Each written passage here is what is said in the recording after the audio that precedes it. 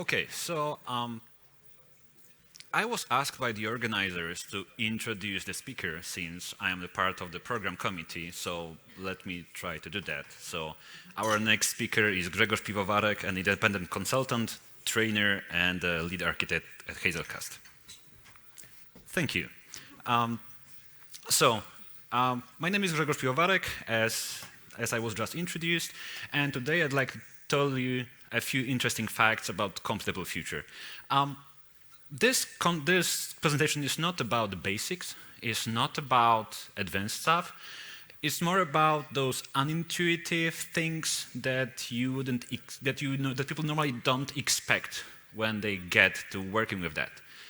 CompletableFuture has been around for many years already, but there are still things that do surprise me from time to time.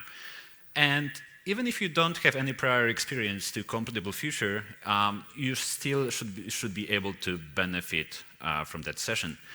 I'm an independent consultant and currently spending most of my time as a lead architect at Hazelcast, but I also do some blogging, workshops, and help around at Bottega IT Minds. If you want to find me, I am available on Twitter.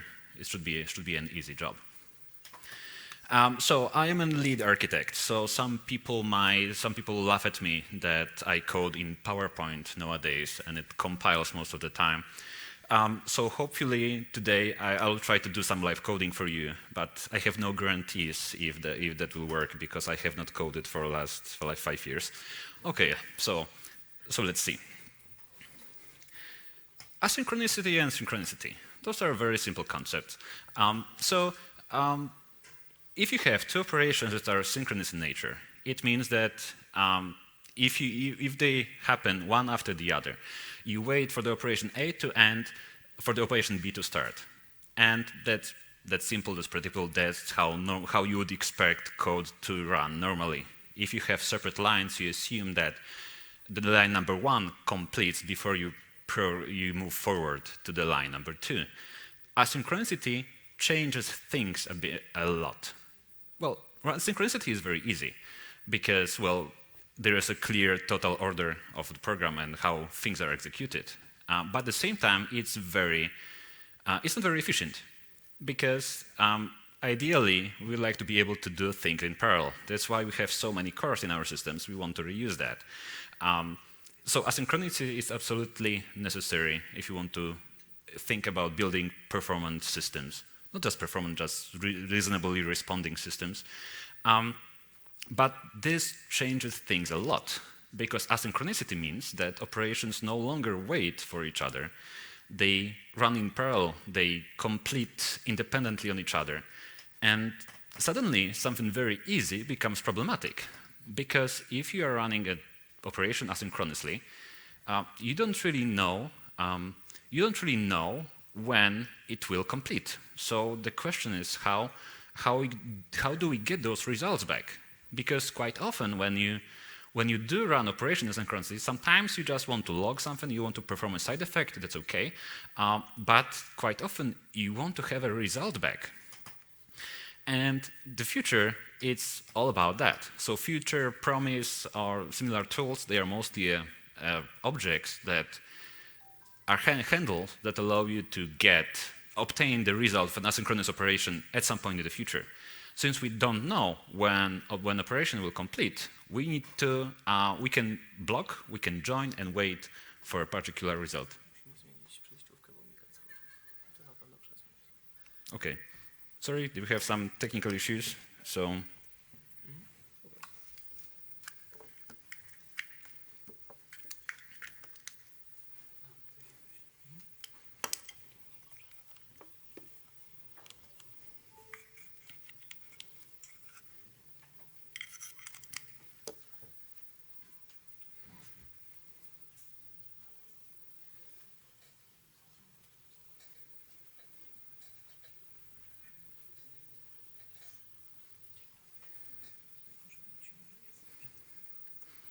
Okay, looks good. So a future essentially allows us to wait and have this handle that allows you to wait and receive resolve an asynchronous operation. And as you can see, is as easy as that. So usually that's a container that looks more or less like optional, but behaves in a slightly different way. So we can call a .get method and just wait for a result. But before you call .get and wait for a result, there is this time where you can do something else, essentially in parallel. And the cool part about that is that methods in Java are not synchronous or asynchronous by default. You can convert any normal method to a synchronous one by pretty much wrapping it into an executor and running it explicitly asynchronously on another thread. And in Java, we have two basic implementations. The future introduced in JDK 1.5, Java util concurrent, and CompletableFuture since Java 1.8. However, so let's see how it looks like. Let's create quickly an executor. Let's make it one thread only. We can submit any runnable over in there. In this case, let's say something that returns 42. And we already obtained a handle that allows us to wait for that result. But let's spend a second about and try to figure out what methods do we have there. We have a get method, which waits infinitely. We have a get with timeout, which waits but only up to a defined timeout. We can cancel it. We can check if it's done or is canceled. Not much other options.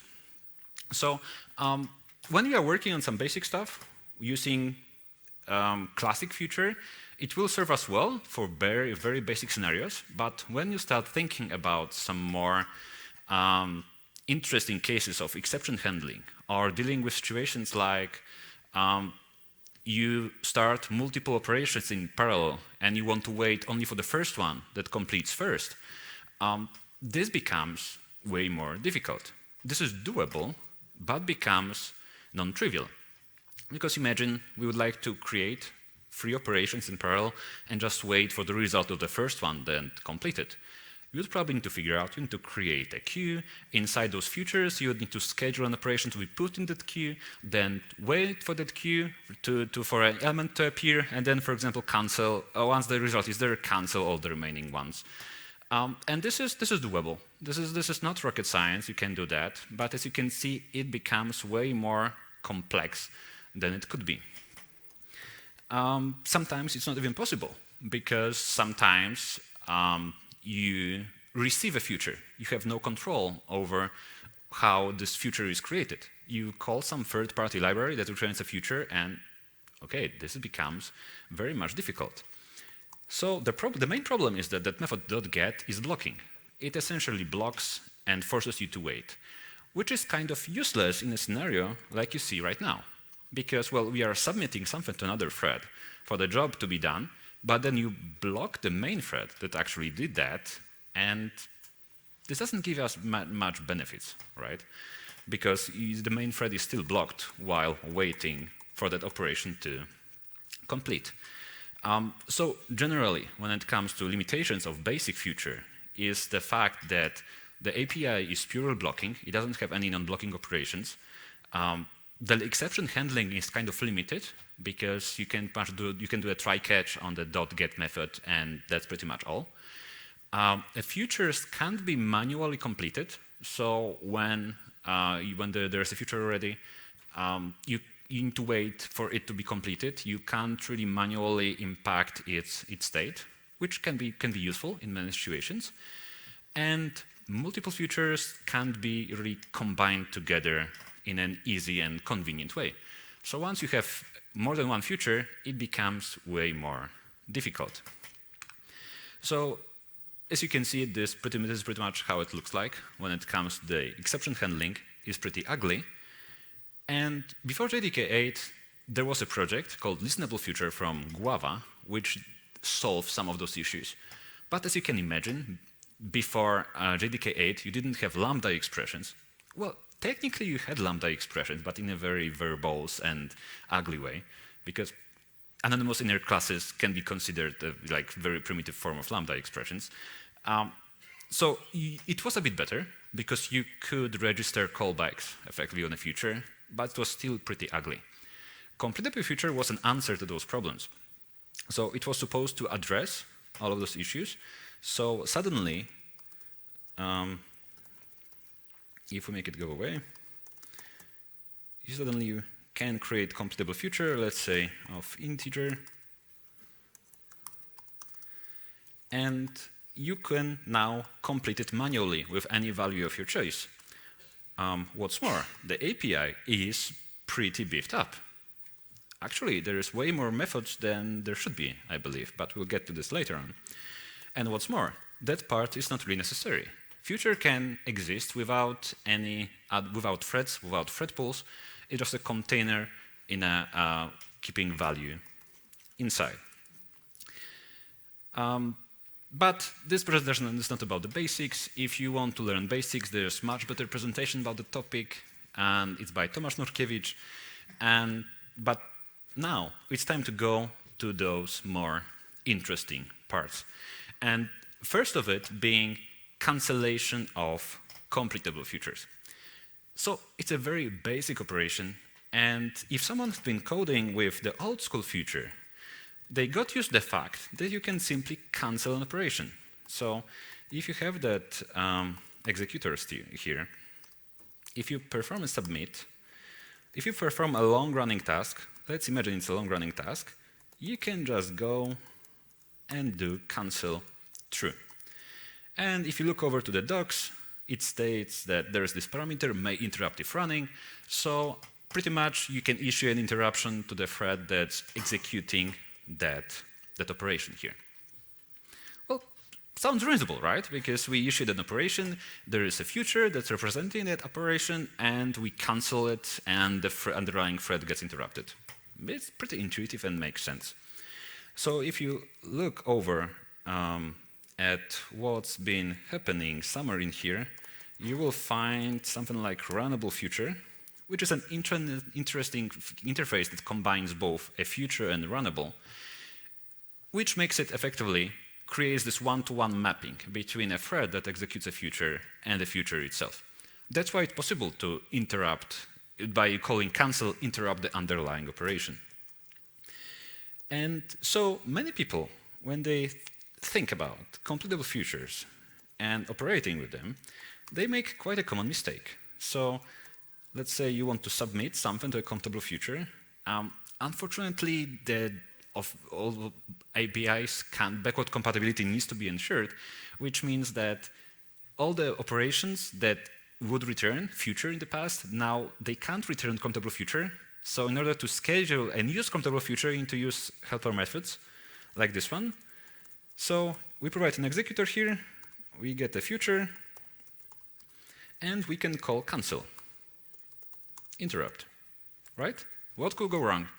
I've seen this so many times. Well, you cancel it, canceled. And what's more important is that if you actually try to wait for that future and call join, you'll get an exception, which clearly will let you know that cancellation exception. The future was canceled, right? What could go wrong?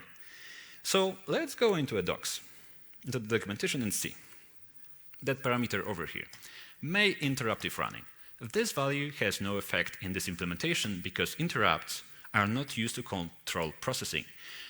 And here comes very important realization. Look, classic future has one-to-one mapping to the underlying thread. Completable future doesn't. Futures can exist without threads or can be completed by many threads at the same time.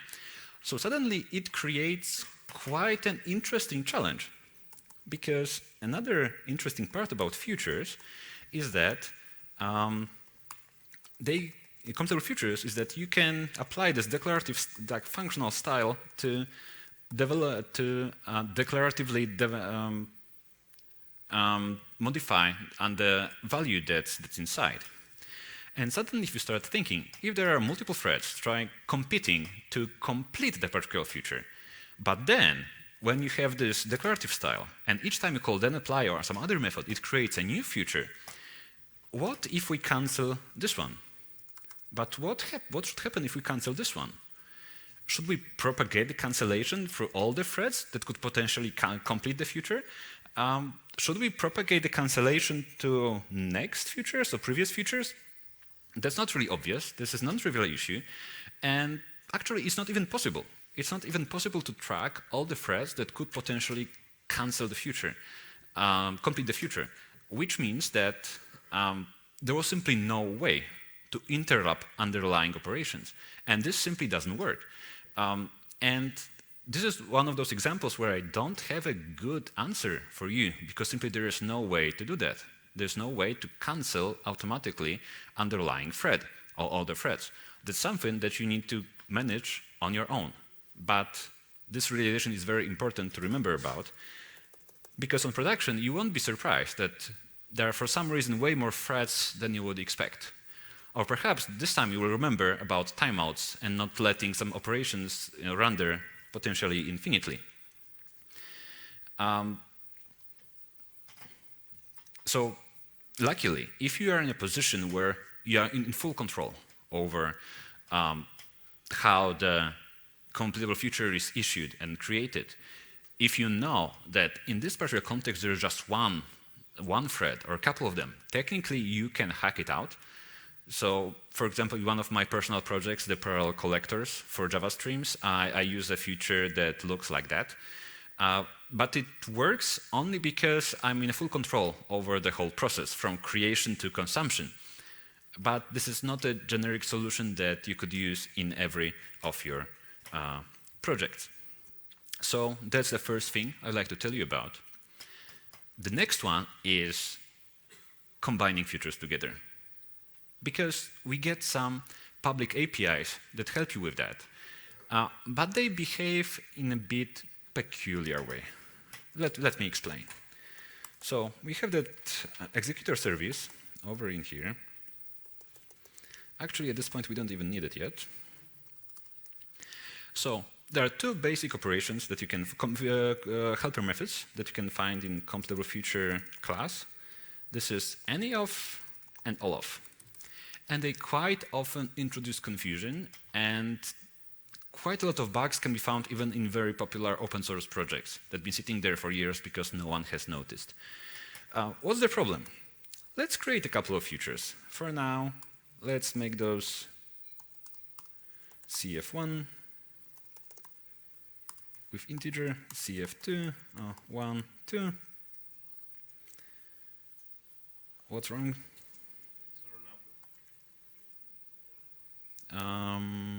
Okay, I know. Let's go for a completable future. Completed future 1.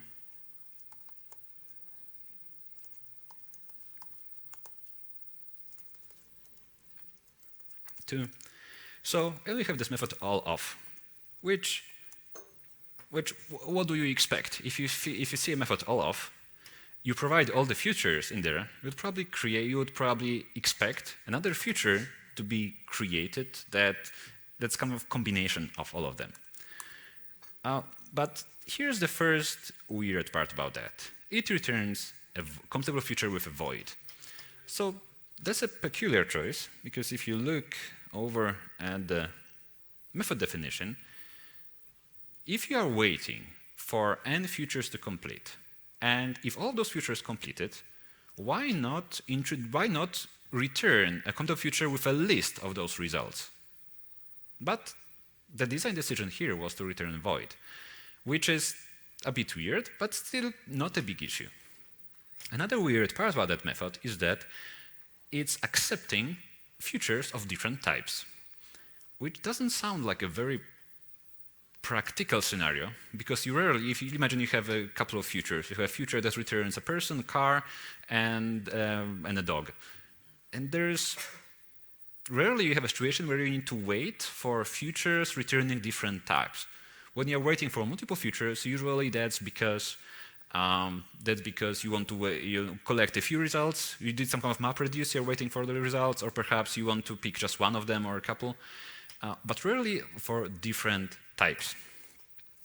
But that's not those. But that's just a weird API. Okay, this can be worked around. But the problem is bigger. So we have this combined feature here, and it behaves pretty much the way we would expect. So if we call it join method, it finishes immediately. without having really anything inside, because that's a void method, right? Because those two have already completed. So instead of that, let's say 2, let's create new CompletableFuture that's empty. So obviously, if you are waiting for all of the futures, and one never completes, we are still stuck in this waiting state, as you can see. And this is expected, right? That's all reasonable up in there. If I remove that, and both futures are not completed, well, we are still waiting because we know they will never complete. But what if we have a future here that has an exception inside? So for example, I'm on older version of Java, so let's just generate it like that.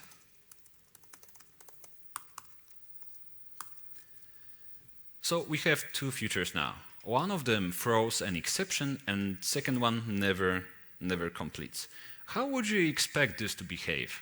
So we have all the futures, we are waiting for all of them, but one of them completes exceptionally immediately, throws an exception.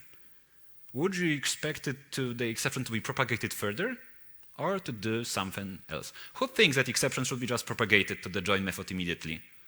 Raise your hands. Okay, some people didn't raise their hands. Perhaps we should tune the, do some, establish a baseline. So, if you are in this room, please raise your hand. Okay, now it's a bit easier to see. So, in most cases, most people, and in most projects I've seen, people would expect the exception to be propagated further. But this doesn't happen. Because the way the all-of works, it waits for all the futures to complete, but not successfully. It waits for all the futures to complete. And since there are here futures that have not completed yet, it's still waiting. And it's quite a common problem that you can see in projects, including some open source solutions. So for example, there's a quite interesting piece of code from one of the very popular open source projects, and they do quite a lot of magic here to make it performant. But at the end, they do CompletableFuture all of futures, and they still miss that short circuiting that you are normally after. So how do we solve that? Luckily, there's no out-of-the-box solution for that. You need to kind of craft it by yourself. So if we, let's say, borrow that method over in here and try to think how we could readjust it to make it short-circuiting. Could you please do not code below the middle of the screen, because we can't see anything? Okay, that's a fair point. Okay, I'll try to code higher. Okay, no problem. So, by the way, the all-of method is internally implemented pretty neatly. So if you have a look at this implementation over here, it actually constructs quite an sophisticated completion tree. So ideally we would like to use that.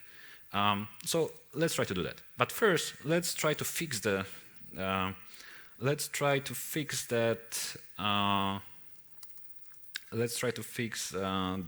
method signature, because we wouldn't like it to be this way. So ideally you would like to have CompletableFuture with a list of t, CompletableFuture of the same type, t. We need to introduce generics. Okay, now it looks a bit better. Let's call it short circuiting to not introduce further confusion. So what can we do right now? By the way, there is no reason why we need to keep it like that. Let's make it a list instead of var args. Okay. So now, the cool part is that we can still reuse the original one. CompletableFuture, all of, but now we need to pass this into it somehow. So, but we can't, because there is a list and it accepts a var args, which means an array, effectively. So we need to convert it into an array. provide an empty array in here. By the way, Ash, a quick question for you. When you convert a list or a collection to an array, what's the reasonable value to put in there? Is it like CFS size or perhaps something else? Zero. So for those of you that don't know, there is a very nice blog from Alexei Shipilev. It's called Arrays, Ancient Wisdom, something. Pretty much the thing is that if you put a size of original list in there, JVM will spend quite a lot of time actually on zeroing all those elements of an array. But if you provide it with 0, it doesn't need to do that step first, but it will just populate it with actual values. And there is a small performance gain that can be made here. Anyway, so we've done this, and we have this CompletableFuture, let's say our result. So in order to introduce short-circuiting, we need to introduce a kind of a race. So this future will complete when all the CompletableFuture completes. So we would like to complete it earlier if there was an exception. So what can we do is that we can iterate through all of the original futures and say, when complete, and if that future was completed, but with a throwable, complete that original future with that exception. And this already gives you the short-circuiting you need, and that's kind of idiom it's good to remember about, because when you are operating with computable futures, quite often you need to induce this kind of races on your own. Now we are competing. Who completes first? Does it complete, or the exception can complete the original one faster? Okay, looks good, but we still need to convert the future into the original the list of futures. So the quite common trick when working with OLAF is that what we can do is that we can totally ignore the original value. So if you try to apply, then apply on a future, it would have a void in here, which is kind of useless, as you would expect. So we can just ignore that, or just call it whatever we want. 1 underscore is banned because it's a reserved keyword. So I'm just using 2 for now. So at this point, we already know that that's completed with some value. So we can totally ignore the original result and default to operating on the original list of futures. And now, using good old streams, we can convert it into a list we can extract those elements from inside, we collect to list, and here we go. It looks ugly. By the way, if you ever need to use that, it's quite easy to find online, so there's no need to write it from scratch. But now, if you replace that OLAF with OLAF short-circuiting, but let's add a list over in here. That will be list integer.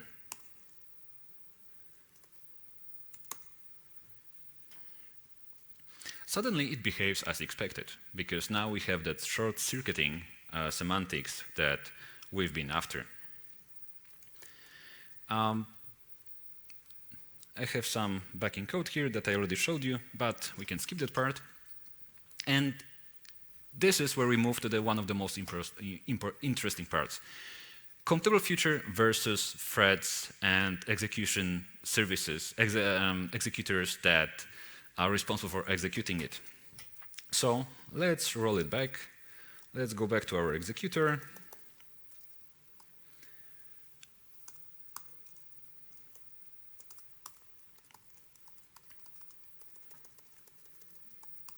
Let's create CompletableFuture. Let's say CompletableFuture supply async. I will create a helper method for myself. So let's make it public static t supply with delay, integer e.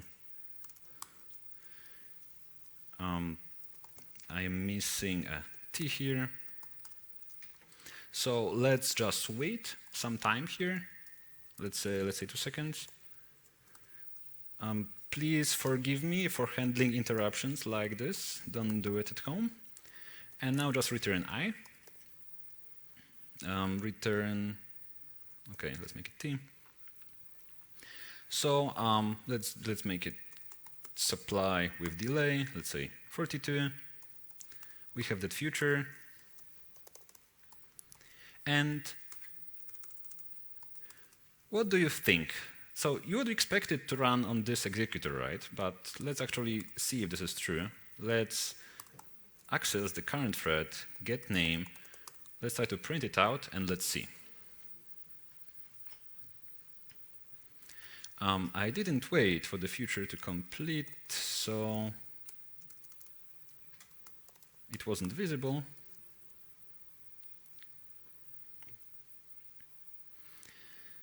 So, whoopsie, I did a mistake. I don't know if you noticed, but this future is not bound to the original executor service in any way. There is no reference to this one in here. So the third thing that you need to be aware of is that CompletableFuture quite often defaults to common fork-join pool that's used in the JVM. And this is a very peculiar thread pool. There is just one that's static and shared by the whole JVM, and it's fine-tuned pretty much for CPU-intensive work. So it's initialized with the number of threads. It's correlated with the number of cores that you have on the system.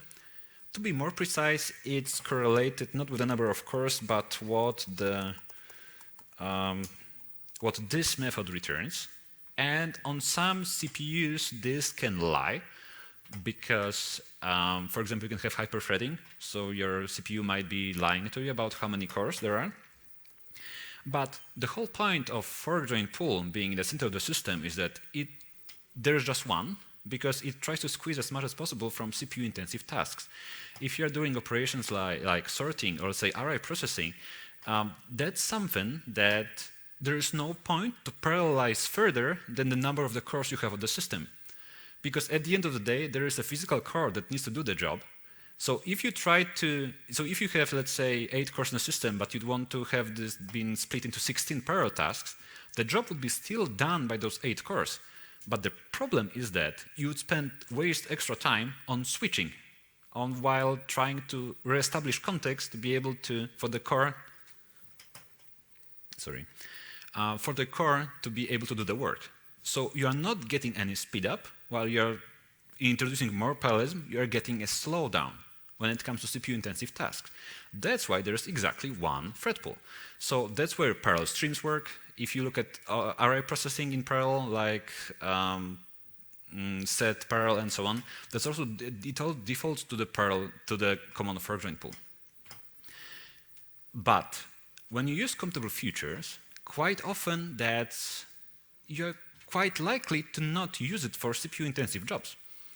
You are quite likely to parallelize HTTP calls. You are quite likely to parallelize some other options which are blocking in nature. Sorry for that. And this can be problematic, because if there's a limited number of threads in that thread pool, and if you throw blocking operations into that thread pool, now we have a problem, because those threads are busy waiting while they could be doing some more meaningful CPU-intensive job. And that's another problem that's associated with parallel streams. You don't get a choice on which thread pool you want those operations to run. So suddenly you start replacing all of your streams with parallel streams. You use default execution for CompletableFutures, and suddenly all those operations can be actually much slower than expected, because all the fork-join pool is actually now busy waiting, and not doing a meaningful job. So that one of the first things you need to remember about CompletableFuture is that you need to always provide an executor service of your choice here. Because if you are running blocking operations like custom pool, it's perfectly okay for it to be blocked. But fork-join pool you should avoid blocking as much as possible. There is also a way to avoid it by using managed blocker, but that's another story for that. What's more, fork join pull is also used, you've probably heard about Project Loom, because it made it as a preview feature to JDK 19. But those virtual threads need to be run on physical or real threads, operating system threads. And it's also scheduled on a fork join pull that's shared. So imagine how much damage can be done if you pollute it with blocking operations. So that's one of the first things. But that's not that's not the whole fun. So we have a supply async. We create an operation here. We are waiting for 1 second. And now we can join other operations on top of that. So for example, future, and then apply. So I take this value and do I plus 1. I'll do it a couple of times. And I will hit join here. Maybe not join. Let's make it then accept so that we can see the actual value. So after waiting for 2 seconds, we got, as you can see, now we are not running on fork join pull anymore, but on that of our choice. And we got value 45. All perfectly fine. But now, you will probably assume that the then apply method, or the whole family of methods, which thread does it run on? You will probably assume that it's being run on the same executor as the one that did run original future, right? That sounds reasonable. No? Sounds reasonable, right? So imagine a corner case. What if that operation completes so fast before that's even registered? Let's see. Let's try to simulate that. So I'll try to print it out. I plus 1. Let's print it out. We'll probably see that this thread's been taken from the same pool, like the same thread. But now, instead of doing that supply with delay, let's get rid of that sleep. We might not be able to perceive it. We might need to try a couple of times to actually see that, but let's see what happens.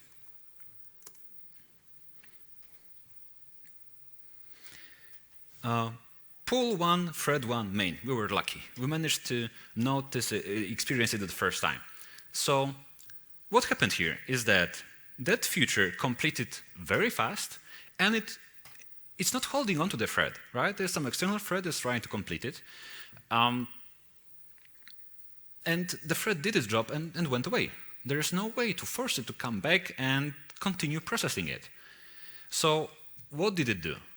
It defaulted to the main thread that's executing the caller thread. So this thread executing the main method is now executing that method, which returns a completable future.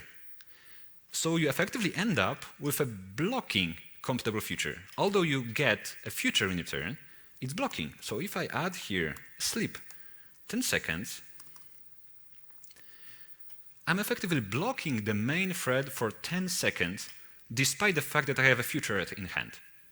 So as you can see, that can be pretty bad.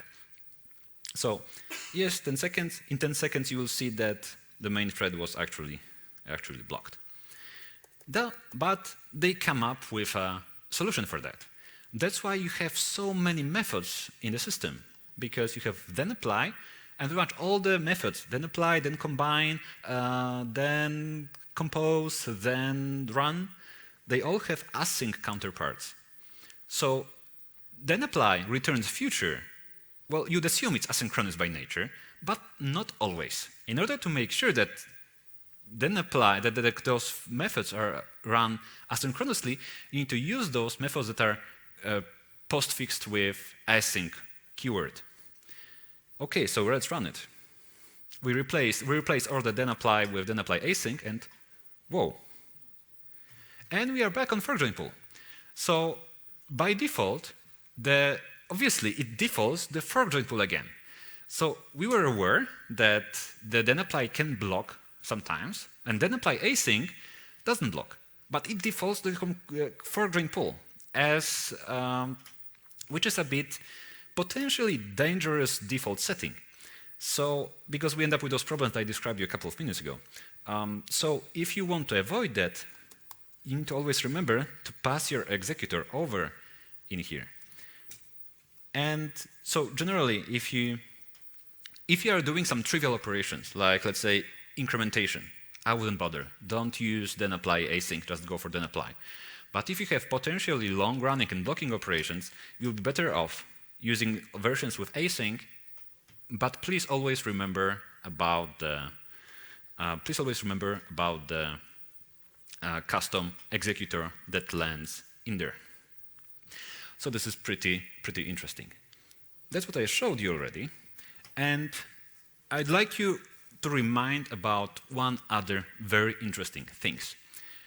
So when it comes to foregoing pool, the number of threads is derived from the number of cores, and well, we are living in the future. Machines have a lot of cores nowadays.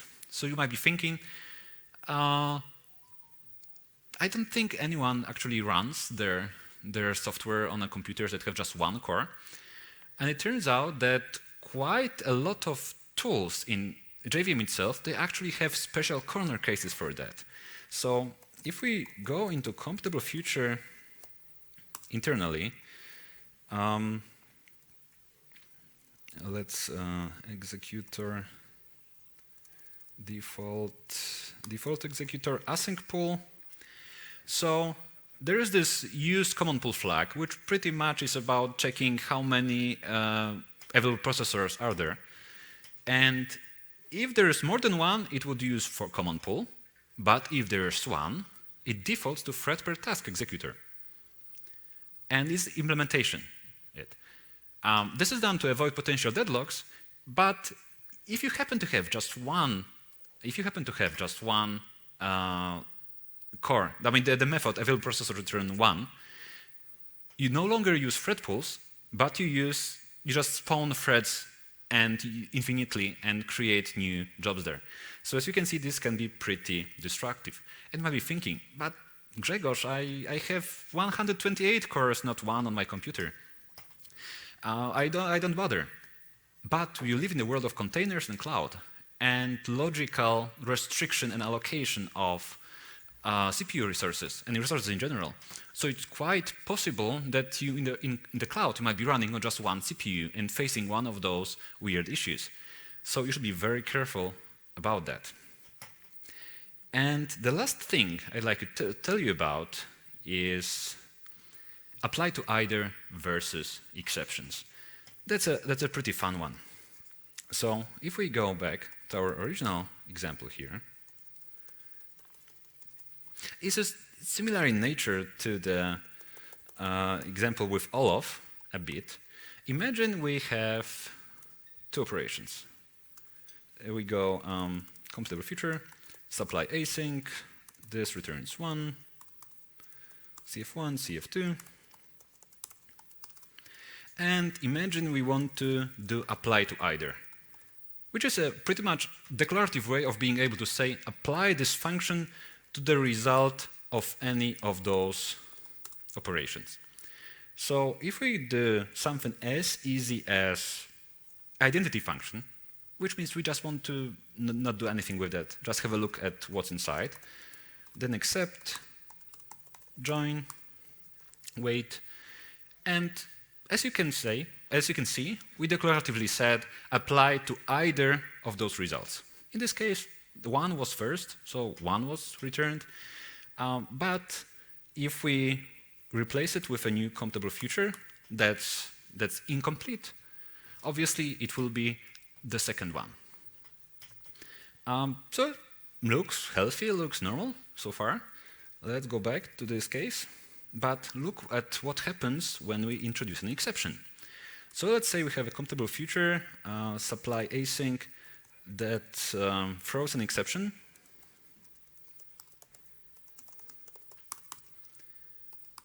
How would you expect it to behave? So if there are two operations, one completes with success, one completes with failure, you would expect the value to be, actually the executor is not needed, the value to be 1, right? Because, well, there's a failure, there's 1, so obviously 1 completed first. What if we swap the order of those? So what if we make CF2 2 and CF1 1, which means the exception is that what happens first, and that value is completing second. Suddenly you have an exception. You thought that apply to either will apply the result to the first successful result, but that's not true. If this future completes with an exception, all of that gets thrown away. An exception gets propagated, although we have a perfectly valid result over there. And this is a big thing, because I've seen many bugs on production that arose just because people assume that those methods worked in a slightly different way. And there is pretty much it's pretty much another thing that you need to code by yourself to avoid those kind of issues. And that's pretty much everything I had to show you today. Luckily, there are not that many more weird parts about CompletableFuture, so I hoped you had a chance to learn something interesting. If you go over to GitHub, wait, I don't have internet. I have a project called Power Collectors, which actually solves some of the issues with parallel streams, which allows you to use your custom thread pool to avoid defaulting to the fork join pool. I won't show you this because I don't have internet, but it's very easy to find on my GitHub. And I hope, yep. So I hope you had a chance to learn something interesting during this session. And if you ever need to, if you have more questions, just hit me up on social media. I'm pretty easy to find. There is just 60 people with the surname Piwowarek in Poland, and most of them are family. So it shouldn't be that easy to find me. So thank you, and I hope you had a good time.